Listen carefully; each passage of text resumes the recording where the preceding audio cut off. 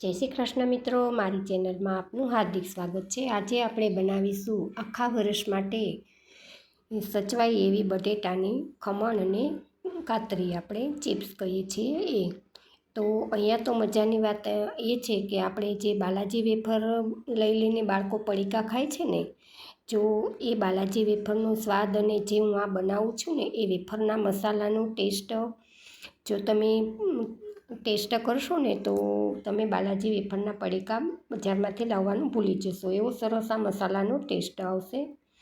તો એ હું તમને આગળ વિડીયોમાં બતાવીશ, તો એન સુધી વિડીયોને જોતા રહેજો। તો અહીંયા તો આપણે બટેટાને આપણે ધોઈ એની છાલ ઉતારી એને 4 થી 5 વખત પાણીથી ધોઈ લીધા છે। એ વિડીયોની લિંક હું તમને આ વિડીયોમાં આપીશ, કેમ કે જે મેં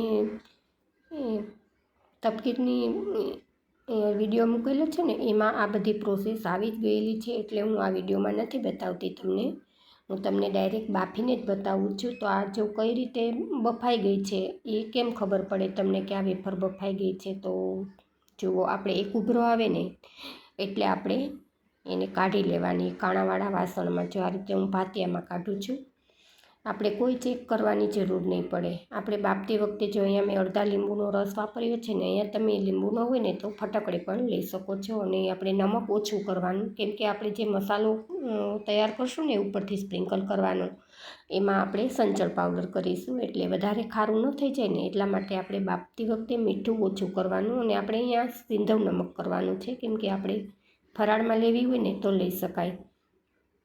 તો જો હવે આ રીતે આપણે ભાતિયામાં પાણી નિતાર્યા પછી જો આ રીતે આપણે નીચે કંતાન એટલે કે કોથળો પાથરી અને ઉપરથી જાડો એવો ટુવાલ પાથરી અને ઠરવા માટે મૂકી દેવાની, જેથી કરીને ઝડપથી એમાં વરાળ પણ નીકળી જાય અને પાણી પણ નીતરી જાય। જુઓ, આ તમે જોઈ શકો છો, હું બીજું તમને ઘાણું બતાવું છું ને કે એક ઉભરો આવવાની તૈયારીમાં છે। આપણે જે ડીશ ઢાંકેલી હોય ને એ ડીશ ઉપર થઈને પાણી વહી આવે બહાર, જો આપણે એને ખોલીએ નહીં ને તો આ સ્ટેજ ઉપર આપણે વેફરને કાઢી લેવાની, એટલે પરફેક્ટ એવી બફાઈ જશે, તમારે ચેક કરવાની પણ જરૂર નહીં પડે અને કાચી પણ નહીં રહે। તો હું જો દર વર્ષે આ જ રીતે મારી વેફર બાફું છું અને સરસ એવી સોફ્ટ અને એકદમ ક્લીન સફેદ એવી મારી વેફર બને છે।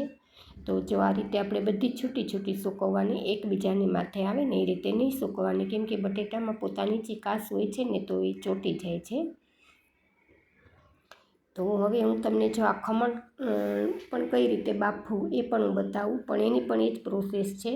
આપણે પાણી ગરમ મૂકી તપેલામાં અને અડધા લીંબુનો રસ અને આપણે થોડું એવું નમક કરીશું, અને આને પણ આપણે બફાય એવી ક્યારે ખબર પડશે? તો જુઓ, તમે જોઈ શકો છો ને કે આમાં પણ આપણે પહેલો એક ઉભરો આવે ને ત્યાં સુધી થવા દેવાનું, અને જુઓ તમે ખમણનો કલર ચેન્જ થઈ જાય છે, થોડુંક સફેદ ઉપર આવી જાય છે, એટલે સમજી લેવાનું બફાઈ ગઈ છે।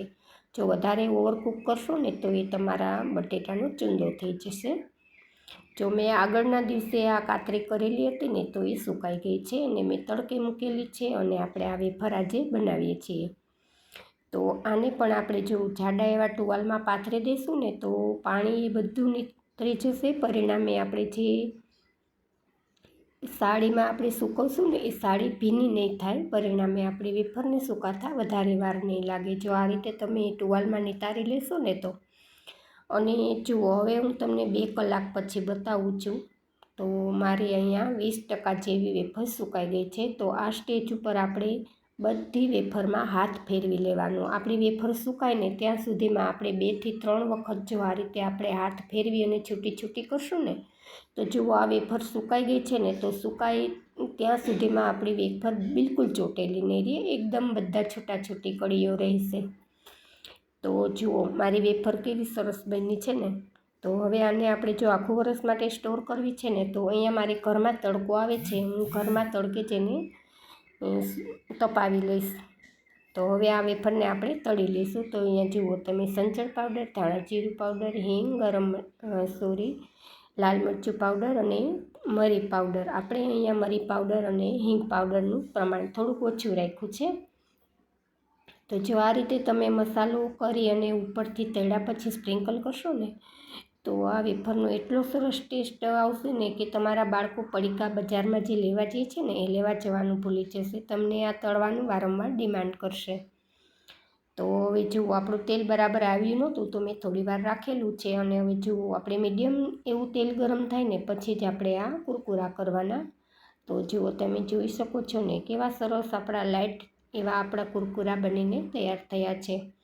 તો સોફ્ટ પણ એટલા જ સરસ બન્યા છે. આપણે તળી અને તરત જ આપણે ઉપરથી આ મસાલો સ્પ્રિંકલ કરી દઈશું. તો જો મારો વિડીયો તમને ઉપયોગી લાગતો હોય ને મિત્રો, તો વધારેમાં વધારે ગ્રુપમાં શેર કરજો, અને જો ચેનલ પર નવા છો તો ચેનલને સબસ્ક્રાઈબ કરી લેજો. અને જો આ વિડીયો તમને ગમ્યો હોય ને તો લાઈક ચોક્કસથી આપજો, બિલકુલ ફ્રી છે. અને આ મારી રેસીપી તમને ગમી છે કે નહીં એ કમેન્ટ કરીને જરૂરથી જણાવજો, અને તમે કઈ રીતે બનાવો છો ને એ પણ મને કમેન્ટમાં જરૂરથી જણાવજો. તો તૈયાર થઈ ગઈ છે આપણા બટેટાની વેફર. તો ફરી મળીશું એક આવી જ નવી રેસીપી સાથે. ત્યાં સુધી આપ સર્વને મારા જય Shri Krishna. Thanks for watching this video.